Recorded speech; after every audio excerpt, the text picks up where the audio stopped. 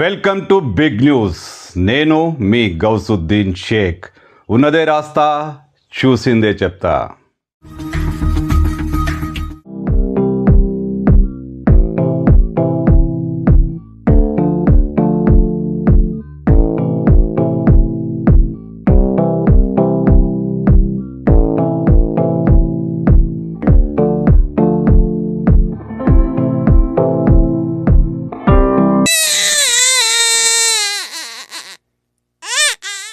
ఏంటి నమ్మరా? అస్సలు నమ్మరా? ఎంత ప్రాధేయపడినా నమ్మరా? ఎంత అరచి గీ పెట్టిన నమ్మరా? గుక్క పెట్టి ఏడ్చిన నమ్మరా? నమ్మాలి, నమ్మండి ప్లీజ్. వాళ్ళు పార్టీ మారలేదు. వాళ్ళెంత చెప్పినా మీకు నమ్మశక్యం కావట్లేదా? సాక్షాత్తు మన అసెంబ్లీ స్పీకర్ గారే చెప్పేశారు, వాళ్ళు పార్టీ మారలేదు, వాళ్ళు పార్టీ మారలేదు. నమ్మాలి, నమ్మి తీరాలి. వాళ్ళు ఏ కండువా కప్పుకుంటే ఏముంది? వాళ్ళు ఏం చేసినా ప్రజల కోసమే, సొంత నియోజకవర్గం అభివృద్ధి కోసమే. అవును, వాళ్ళు పార్టీ మారలేదు. నమ్మండి ప్లీజ్, ప్లీజ్ నమ్మండి. వాళ్ళు బీఆర్ఎస్లోనే ఉన్నారు. వాళ్ళు కాంగ్రెస్ శాసనసభ్యులు. ఎంత మాత్రం కాదు. సాక్షాత్తు స్పీకర్ చెప్పిన తర్వాత కూడా నమ్మరా? ఎందుకు నమ్మరు? నమ్మి తీరాల్సిందే. వాళ్ళు బీఆర్ఎస్ శాసనసభ్యులే. టి ప్రకాష్ గౌడ్, అరికెపూడి గాంధీ, గూడెం మహిపాల్ రెడ్డి, బండ్ల కృష్ణమోహన్ రెడ్డి, తెల్లం వెంకట్రావు, ఇంకోవైపు కడియం శ్రీహరి.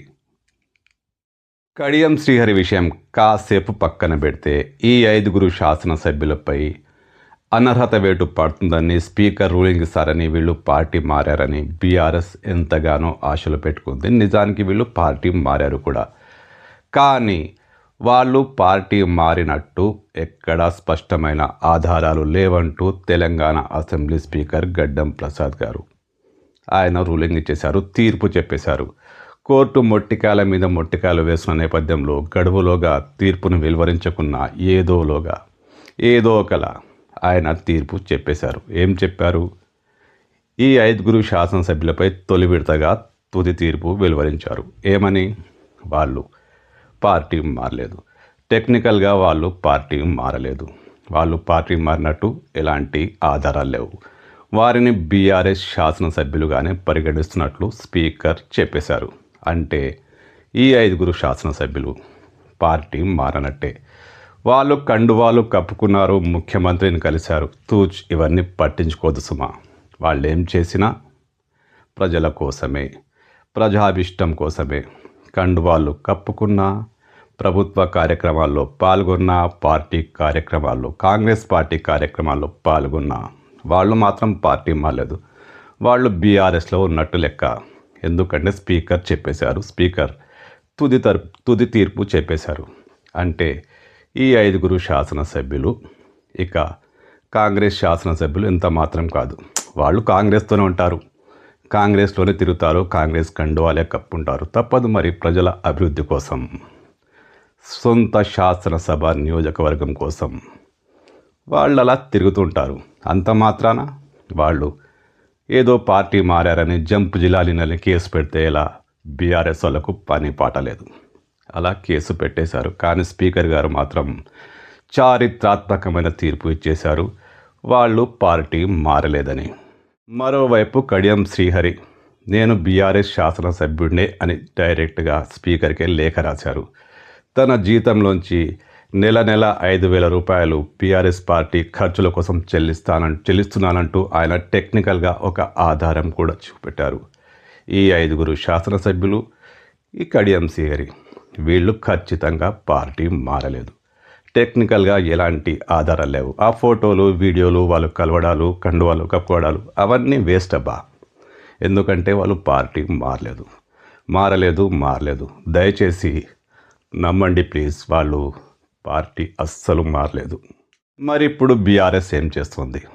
బీఆర్ఎస్ చరిత్ర కూడా అలాంటిదే. అది పక్కన పెడదాం. ఎందుకంటే గత 10 ఏళ్లలో బీఆర్ఎస్ చేసింది కూడా అచ్చంగా ఇదే.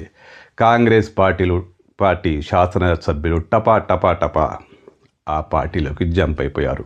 కొంతమంది మంత్రి పదవి కోసం, కొంతమంది సొంత వ్యాపారాల కోసం, కొంతమంది రకరకాల కారణాల కోసం కాంగ్రెస్ను వదిలి బీఆర్ఎస్లకు వెళ్ళారు.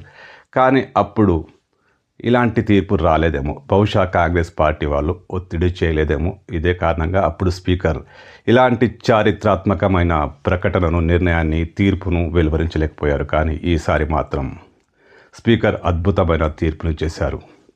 మరి బీఆర్ఎస్ ఏం చేస్తుంది? కేటీఆర్ చెప్తున్నారు న్యాయపరంగా ఎదుర్కొంటామని. ఎదుర్కొంటూనే ఉంటారు. ఆ కేసులు నడుస్తూనే ఉంటాయి. ఎందుకు పోరాడాలి? వీళ్ళు అసలు కాంగ్రెస్ శాసనసభ్యులే కానప్పుడు ఎందుకు పోరాడాలి? ఏదో ప్రజల అభివృద్ధి కోసం, సొంత నియోజకవర్గాల సంక్షేమం కోసం వీళ్ళు కండువాలు కప్పుకుంటారు. సీఎంతో ములాఖాత్ అవుతుంటారు, సీఎంతో అంటకాగుతుంటారు, మంత్రులతో కలిసే ఉంటారు. ఏం చేసినా సరే వీళ్ళు ప్రజల కోసమే అని మర్చిపోవద్దు. అంతే కదా మరి. నమ్మాలి, నమ్మి తీరాలి. వీళ్ళు బీఆర్ఎస్ శాసనసభ్యులే. వీళ్ళు పార్టీయే మారలేదు.